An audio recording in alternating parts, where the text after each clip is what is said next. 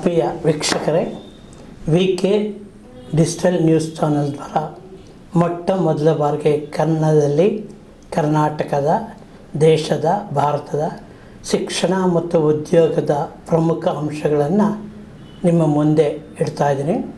ನಾನು ಯಲಹಂಕದ KS ವಿಜಯಕುಮಾರ್. ಮೊಟ್ಟ ಮೊದಲ ಬಾರಿಗೆ ನಮ್ಮಲ್ಲಿ ಶಿಕ್ಷಣದಲ್ಲಿ ಹಲವಾರು ಪರಿವರ್ತನೆಗಳಾಗ್ತಾಯಿದೆ.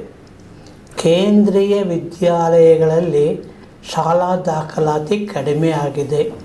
ಆದ್ದರಿಂದ ಕೇಂದ್ರೀಯ ವಿದ್ಯಾಲಯ ಶಾಲೆಗಳಿಗೆ ಮಕ್ಕಳನ್ನು ಸೇರಿಸಲು ಜುಲೈ 15ರ ತನಕ ಅವಕಾಶವನ್ನು ವಿಸ್ತರಣೆ ಮಾಡಲಾಗಿದೆ. ಸಂಬಂಧಿಸಿದ ಪೋಷಕರು, ಪಾಲಕರು ಸಮೀಪದ ಕೇಂದ್ರೀಯ ವಿದ್ಯಾಲಯಗಳಿಗೆ ಸಂಪರ್ಕಿಸಿ ಅಲ್ಲಿ ಸೀಟನ್ನು, ದಾಖಲಾತಿಯನ್ನು ಮಾಡ್ಬೋದು. 6 ವರ್ಷದಿಂದ 8 ವರ್ಷದ ತನಕ ಈ ಮಕ್ಕಳಿಗೆ ಆ ಸೌಲಭ್ಯ ಸಿಗುತ್ತದೆ. ಆದ್ದರಿಂದ ಸರ್ಕಾರದ ಈ ಒಂದು ಕೇಂದ್ರೀಯ ವಿದ್ಯಾಲಯಗಳಿಗೆ ಮಕ್ಕಳ ದಾಖಲಾತಿ ಮಾಡಬಹುದು.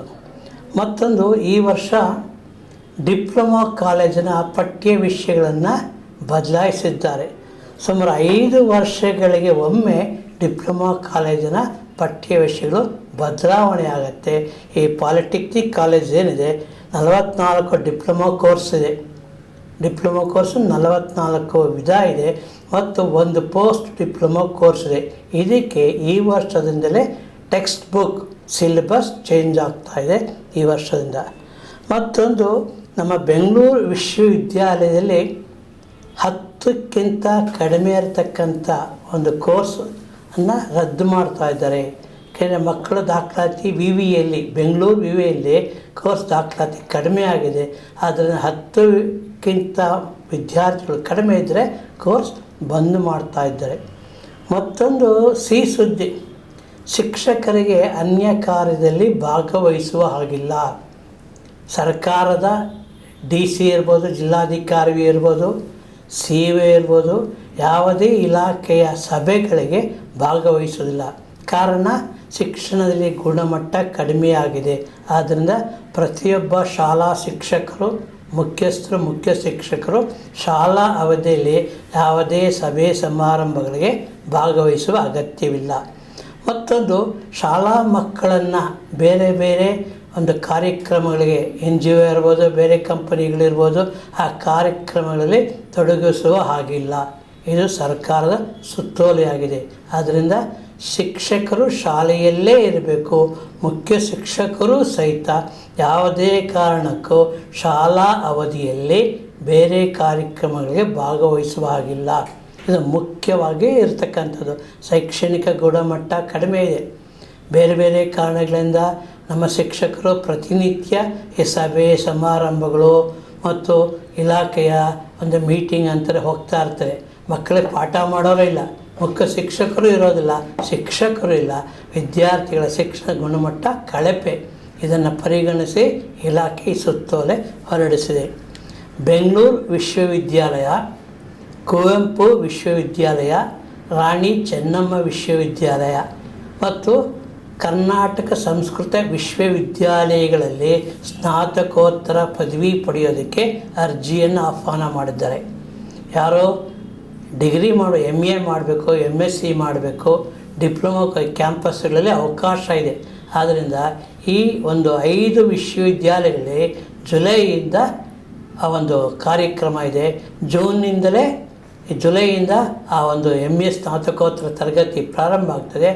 ಅವಕಾಶ ಇರೋರು, ಅವಶ್ಯಕತೆ ಇರೋರು ಈ ಒಂದು 5 ವಿಶ್ವವಿದ್ಯಾಲಯಗಳಲ್ಲಿ ಒಂದು MA, MSc ಮುಂತಾದ ತರಗತಿಯನ್ನು ಪಡೆಯುವುದು.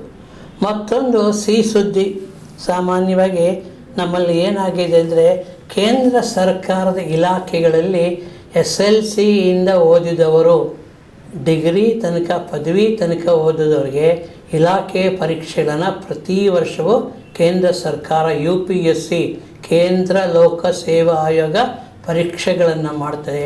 27 ಪರೀಕ್ಷೆಗಳ ದಿನಾಂಕವನ್ನು ಮತ್ತು ಟೈಮ್ ಟೇಬಲ್ಲು, ಸಬ್ಜೆಕ್ಟು ಎಲ್ಲ ಕೊಟ್ಟಿದೆ. ಯಾರೋ ಭಾರತ ಸರ್ಕಾರದಲ್ಲಿ ಸೇವೆ ಸಲ್ಲಿಸಬೇಕು, ಕೇಂದ್ರ ಸರ್ಕಾರದಲ್ಲಿ ಸೇವೆ ಸಲ್ಲಿಸಬೇಕು ಎಂಬ ಈ ಆಸೆ ಇರುವ ಅಭ್ಯರ್ಥಿಗಳು ಈ ಪರೀಕ್ಷೆಗಳ ದಿನಾಂಕದಲ್ಲಿ ಪರೀಕ್ಷೆಯನ್ನು ತೆಗೆದುಕೋಬೋದು. UPSC ಕೇಂದ್ರ ಲೋಕಸೇವಾ ಆಯೋಗ ಇದನ್ನು ಟೈಮ್ ಟೇಬಲ್ ಬಿಡುಗಡೆ ಆಗಿದೆ. ಹಾಗೆ ಈ ಸಭೆ DDPI BOಗಳಿಗೆ ಒಂದು ಆದೇಶ ಕೊಟ್ಟಿದ್ರೆ ಶಾಲೆ ತರಗತಿಗಳಿಗೆ ಶಿಕ್ಷಕರು ಬರ್ತಾರೆ ಇಲ್ಲ, ಸಭೆ ಸಮಾರಂಭಗಳಿಗೆ ಹೋಗುವುದನ್ನು ತಡೆಯೋದಕ್ಕೆ ಅಧಿಕಾರವನ್ನು ಕೊಟ್ಟಿದ್ದಾರೆ. ಇದು ಕೂಡ ತುಂಬ ಸಂತೋಷದ ವಿಷಯವಾಗಿದೆ. ಮತ್ತೊಂದು, ನಮ್ಮ ಯಲಹಂಕದ ತಾಲೂಕು ಬ್ರಾಹ್ಮಣ ಸಂಘ SLC PUC ಪರೀಕ್ಷೆಗಳಲ್ಲಿ 90% ಅಂಕ ಪಡೆದ ವಿದ್ಯಾರ್ಥಿಗಳಿಗೆ ಒಂದು ಜುಲೈ 8ನೇ ತಾರೀಕು ಅರ್ಜಿಯನ್ನು ಸಲ್ಲಿಸಿದರೆ ಪ್ರತಿಭಾ ಪುರಸ್ಕಾರವನ್ನು ಮಾಡ್ತಾ ಇದ್ದಾರೆ ಯಲಹಂಕ ತಾಲೂಕು ಬ್ರಾಹ್ಮಣ ಸಂಘದವರು. ಇದಕ್ಕೆ ಸಂಪರ್ಕಿಸಬೇಕಾದ ವಿಳಾಸ, ಒಂದು ಕಾಂಟ್ಯಾಕ್ಟ್ ನಂಬರ್ ಇದೆ. ಅಧ್ಯಕ್ಷರು ಅವರ ಮೊಬೈಲ್ ಸಂಖ್ಯೆ 9945600254. ಇದಕ್ಕೆ ಸಂಪರ್ಕಿಸಿದರೆ SLC PUCಗಳಿಗೆ ಪ್ರತಿಭಾ ಪುರಸ್ಕಾರವನ್ನು ನೀಡ್ತಾ ಇದ್ದಾರೆ. ಮತ್ತೊಂದು, ನಮ್ಮಲ್ಲಿ ತುಂಬ ಕಳವಳಕಾರಿ ವಿಷಯ, ಅದಾಗಿ ಇದು ಕೆಲವ್ರಿಗೆ ಇಷ್ಟ ಆಗುತ್ತೆ, ಕೆಲವ್ರಿಗೆ ಕರ್ನಾಟಕದ ರಾಜ್ಯಕ್ಕೆ ದ್ವಿಭಾಷಾ ಶಿಕ್ಷಣ ಬೇಕು ಅಂತ ಇದ್ದಾರೆ. 3ನೇ ಭಾಷೆ ಹಿಂದಿ ಹೇರಿಕೆ ಬೇಕಾಗಿಲ್ಲ. ಏಕೆಂದರೆ ಉತ್ತರ ಭಾರತದಲ್ಲಿ ದ್ರಾವಿಡ ಭಾಷೆಗಳನ್ನು ಬಳಸ್ತಾ ಇಲ್ಲ, ಕೇವಲ ನಮ್ಮ ರಾಜ್ಯಗಳಲ್ಲಿ ಹಿಂದಿ ಏರಿಕೆ ಆಗ್ತದೆ. ಇದನ್ನು ವಿರೋಧಿಸುತ್ತಾರೆ. ಯಾರು ಅಂದರೆ ಬೂಕರ್ ಪ್ರಶಸ್ತಿ ವಿಜೇತೆಯಾದ ನಮ್ಮ ಕರ್ನಾಟಕ ಕನ್ನಡ ಸಾಹಿತ್ಯ ಸಮ್ಮೇಳನದ 88ನೇ ನಿಯೋಜಿತ ಅಧ್ಯಕ್ಷರಾದ ಬಾನು ಮುಸ್ತಫಾ ಅವರು ಇದನ್ನು ವಿರೋಧ ಮಾಡಿದ್ದಾರೆ. ಈ ಬಾನು ಮುಷ್ತಾಕ್ ಎಂಬತಕ್ಕಂಥರು ಹಿಂದಿ ಹೇರಿಕೆ ಬೇಡ, 2 ಭಾಷೆ ಸಾಕು, ಸರ್ಕಾರಿ ಶಾಲೆಗಳಲ್ಲಿ ಸೌಲಭ್ಯ ಕಡಿಮೆ ಇದೆ, ಆದ್ದರಿಂದ ಈ ಹಿಂದಿ ಹೇರಿಕೆ ಅನಾವಶ್ಯಕ. ಮಾನ್ಯ ಸಿದ್ದರಾಮಯ್ಯನವರು ಇದನ್ನೇ ಹೇಳಿದ್ದಾರೆ.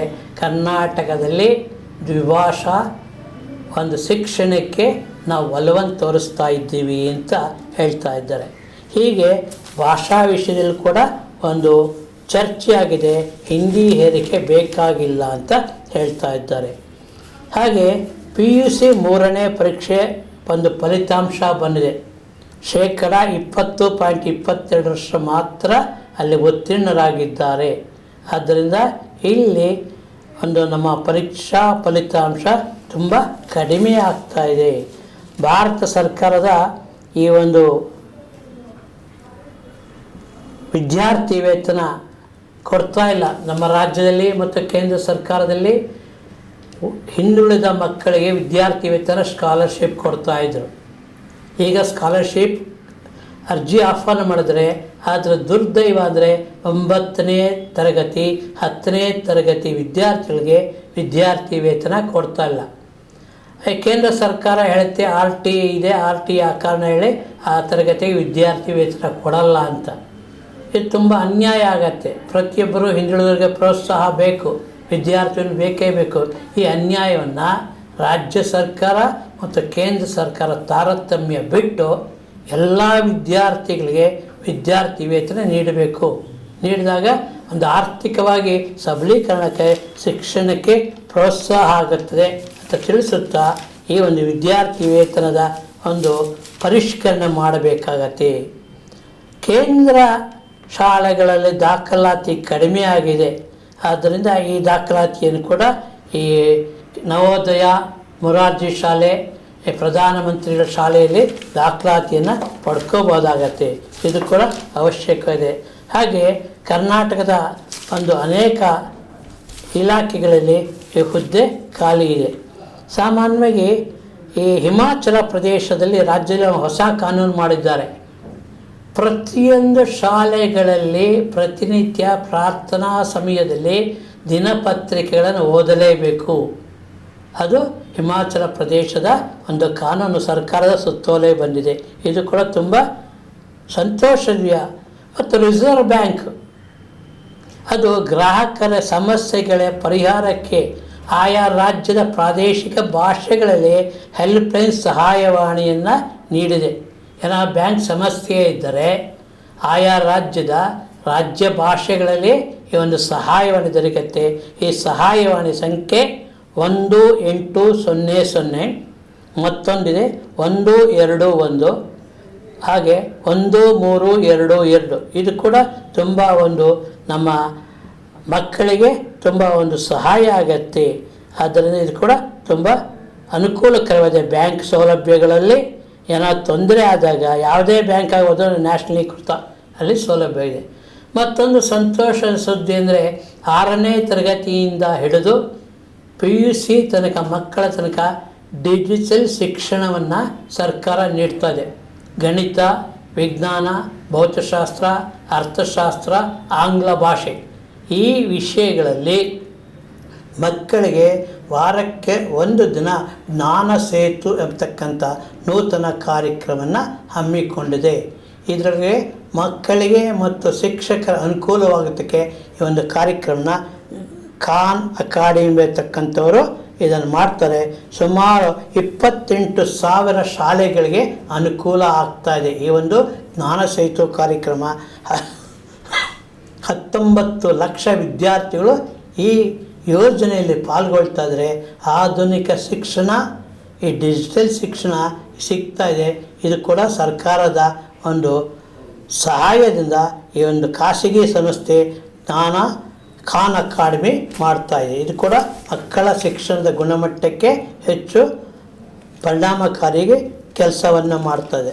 ಮತ್ತೊಂದು ವಿಶೇಷ, ನಮ್ಮಲ್ಲಿ ಓದಿರ್ತಾರೆ, ಡಿಸ್ಕಂಟಿನ್ಯೂ ಆಗಿರ್ತೆ, ಅರ್ಧದಲ್ಲೇ ಶಿಕ್ಷಣ ಮುಗಿಸಿರ್ತಾರೆ. ಅಂಥವರಿಗೆ ರಾಜ್ಯದಲ್ಲಿ ಇರುವುದು ಒಂದೇ ಒಂದು ಮುಕ್ತ ವಿಶ್ವವಿದ್ಯಾಲಯ, ಓಪನ್ ಯೂನಿವರ್ಸಿಟಿ, ದೂರ ಶಿಕ್ಷಣ ನೀಡ್ತಾ ಇರೋದು ಒಂದೇ ಒಂದು ವಿಶ್ವವಿದ್ಯಾಲಯ, ಬೇರೆ ಯಾವ ವಿಷಯಕ್ಕೂ ಅನುಮತಿ ಇಲ್ಲ. ಮೈಸೂರು ಈ ಕರ್ನಾಟಕ ಮುಕ್ತ ವಿಶ್ವವಿದ್ಯಾಲಯ, ಇಲ್ಲಿ ಅರ್ಜಿಯನ್ನು ಆಹ್ವಾನ ಮಾಡಿದ್ದಾರೆ. ಯಾರು MBA ಮಾಡಬೇಕು, ನಮ್ಮ ಕನ್ನಡದಲ್ಲಿ, ಇಂಗ್ಲೀಷಲ್ಲಿ MBA ಇರ್ಬೋದು, BCom ಇರ್ಬೋದು, BCA, ಇದಕ್ಕೆ ಒಂದು ಓಪನ್ ಯೂನಿವರ್ಸಿಟಿ ಮುಕ್ತ ವಿಷಯದಲ್ಲಿ ಒಂದು ಪದವಿಯನ್ನು ಪಡೆಯಬಹುದು.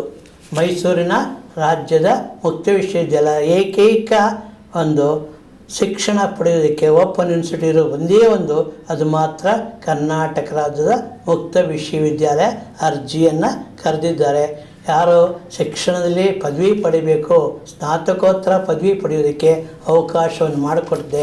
ಬೇರೆ ಯಾವ ವಿಶ್ವವಿದ್ಯಾಲಯಕ್ಕೂ ಇದರ ಮಾನ್ಯತೆ ಕೊಟ್ಟಿಲ್ಲ. ಇದು ಕೂಡ ತುಂಬ ಒಂದು ಶಿಕ್ಷಣದ ಸೌಲಭ್ಯ. ಮತ್ತೊಂದು ದುರಂತ ಅಂದರೆ, ಈ ಕರ್ನಾಟಕದ ಅನೇಕ ಕಾಲೇಜುಗಳು ಈಗಲೂ ಕೂಡ ರ್ಯಾಗಿಂಗ್ ಇದೆ, ಮಾದಕ ವಸ್ತು ಚಟ ಇದೆ. ಈ ಹೆಣ್ಣು ಮಕ್ಕಳನ್ನು ಚುಡಾಯಿಸೋದು, ಇದನ್ನು ತಡೆಯೋದಕ್ಕೋಸ್ಕರ ವಿಶ್ವೇಶ್ವರಯ್ಯ ತಾಂತ್ರಿಕ ಮಹಾವಿದ್ಯಾಲಯವು ಒಂದು ಆದೇಶ ಹೊರಡಿಸಿದೆ. ಎಲ್ಲ ಇಂಜಿನಿಯರಿಂಗ್ ಕಾಲೇಜುಗಳಲ್ಲಿ CCTVಯನ್ನು ಕಡ್ಡಾಯವಾಗಿ ಹಾಕಲೇಬೇಕು. ಈ ಕಾಲೇಜ್ ಕ್ಯಾಂಪಸ್ಗಳಲ್ಲಿ, ವಿಶ್ವವಿದ್ಯಾಲಯದ ಕ್ಯಾಂಪಸ್ನಲ್ಲಿ ಏನು ಈ ಒಂದು ಅನೈತಿಕ ಒಂದು ರ್ಯಾಗಿಂಗ್ ಇರ್ಬೋದು, ಲೈಂಗಿಕ ಕಿರುಕುಳ ಇರ್ಬೋದು ಮತ್ತು ಮಾದಕ ವಸ್ತು ಚಟುವಟಿಕೆಯನ್ನು ತಡೆಯೋಕ್ಕೆ ಇದು ಪೂರಕವಾಗಿದೆ. ಇದು ಎಲ್ಲರಿಗೂ ಅನ್ವಯಿಸುತ್ತದೆ. ಇದು ಕೂಡ ಮತ್ತೊಂದು, ಕರ್ನಾಟಕದಲ್ಲಿ ನಮ್ಮ ಕಲಾವಿದರು ಭಾಳಷ್ಟು ಜನ ಇದ್ದಾರೆ. ಆ ಕಲಾವಿದರು ಕನ್ನಡ ಮತ್ತು ಸಂಸ್ಕೃತಿ ಇಲಾಖೆಯು ಈ ಒಂದು 11,000 ಕಲಾವಿದರಿಗೆ ಪ್ರತಿ ಮಾಹ 2,500 ರೂಗಳ ಮಾಸಾಶವನ್ನು ನೀಡಲು ತೀರ್ಮಾನಿಸಿದೆ. ಕಲಾವಿದರಿಗೆ ಕರ್ನಾಟಕ ಸರ್ಕಾರದ ಕೊಡುಗೆ ಪ್ರತಿ ಕಲಾವಿದರಿಗೆ 2,500 ರೂಗಳ ಮಾಸಾಶನ ಸಿಗುತ್ತದೆ. ಸುಮಾರು 11,000 ಈ ಕಲಾವಿದರು ನಮ್ಮಲ್ಲಿ ಮಾಸಾಶನಕ್ಕೆ ಅರ್ಹರಾಗಿದ್ದಾರೆ.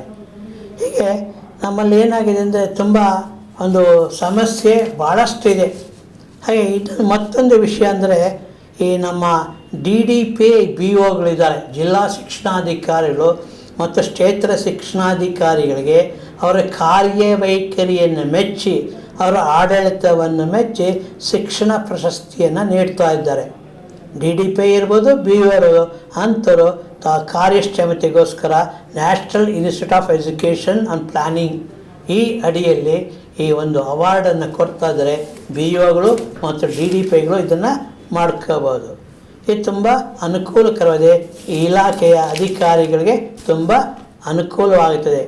ಮತ್ತೊಂದು, ಈ CBSE ಶಾಲೆ ಇದೆ. ಆ ಶಾಲೆಯಲ್ಲಿ 10ನೇ ತರಗತಿಯಲ್ಲಿ ಓದ್ತಕ್ಕಂಥ ವಿದ್ಯಾರ್ಥಿಗಳಿಗೆ 2 ಅವಕಾಶ ಕೊಟ್ಟಿದ್ದಾರೆ.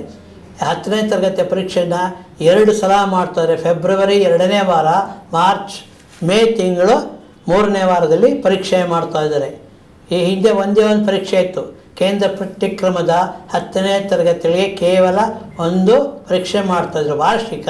ಆದರೆ ಈ ವರ್ಷ 2 ಮಾಡ್ತಾರೆ. ಫೆಬ್ರವರಿ ಮೊದಲನೇ ವಾರ, ಮೇ ತಿಂಗಳ 3ನೇ ವಾರದಲ್ಲಿ. ಮತ್ತೊಂದು ಸೆಂಟ್ ಜೋಸೆಫ್ ವಿಶ್ವವಿದ್ಯಾಲಯ ಬೆಂಗಳೂರಿನಲ್ಲೇ ಇದೆ. ಇವರಿಗೆ 4 ಲಕ್ಷ ರೂಗಳ ದಂಡವನ್ನು ಉನ್ನತ ಶಿಕ್ಷಣ ಇಲಾಖೆ ಹಾಕಿದೆ. ಯಾಕೆಂದರೆ ಅನುಮತಿ ಇಲ್ಲದೆ ಕೋರ್ಸ್ಗಳನ್ನು ತೆಗೆದಿದ್ದು, ಪ್ರಾರಂಭ ಮಾಡಿದ್ದು ಮತ್ತು ಸೀಟುಗಳನ್ನು ಹಂಚಿಕೆ ಮಾಡಿದ್ದು. ಈ ಕಾರಣದಿಂದ ಆ ವಿಶ್ವವಿದ್ಯಾಲಯಗಳಿಗೆ, ಸೆಂಟ್ ಜೋಸೆಫ್ ವಿಶ್ವವಿದ್ಯಾಲಯಕ್ಕೆ 4 ಲಕ್ಷ ದಂಡವನ್ನು ಹಾಕಿದ್ದಾರೆ. ಹಾಗೆ ನಮ್ಮಲ್ಲಿ ಶಾಲಾ ಕಾಲೇಜುಗಳಲ್ಲಿ ಡ್ರಗ್ಸ್ ಅಡಿಕ್ಟ್ ಜಾಸ್ತಿ ಆಗ್ತಾ ಇದ್ದಾರೆ. ಹೈಸ್ಕೂಲ್ ಇರ್ಬೋದು, ಕಾಲೇಜ್ ಇರ್ಬೋದು, ಎಲ್ಲೇ ಆಗಲಿ. ಆದ್ದರಿಂದ ಇದನ್ನು ತಡೆಯೋದಕ್ಕೋಸ್ಕರ ಡ್ರಗ್ಸ್ ಆ್ಯಂಟಿ ಆ್ಯಕ್ಟ್ ಅಂತ ಮಾಡ್ತಾರೆ. ಈ ಮಾದಕ ವಸ್ತುಗಳ ವಿರೋಧಕ್ಕೆ ಸಮಿತಿ, ಮಾದಕ ವಸ್ತು ವಿರೋಧ ಸಮಿತಿಯನ್ನು ಕಾಲೇಜುಗಳಲ್ಲಿ, ಶಾಲೆಗಳಲ್ಲಿ ಪ್ರಾರಂಭ ಮಾಡೋದಕ್ಕೆ ಪೊಲೀಸ್ ಇಲಾಖೆ ನಿರ್ಧರಿಸಿದೆ. ಮಾನ್ಯ ಗೃಹ ಸಚಿವರು ಇದರ ಆದೇಶವನ್ನು ಕೊಟ್ಟಿದ್ದಾರೆ.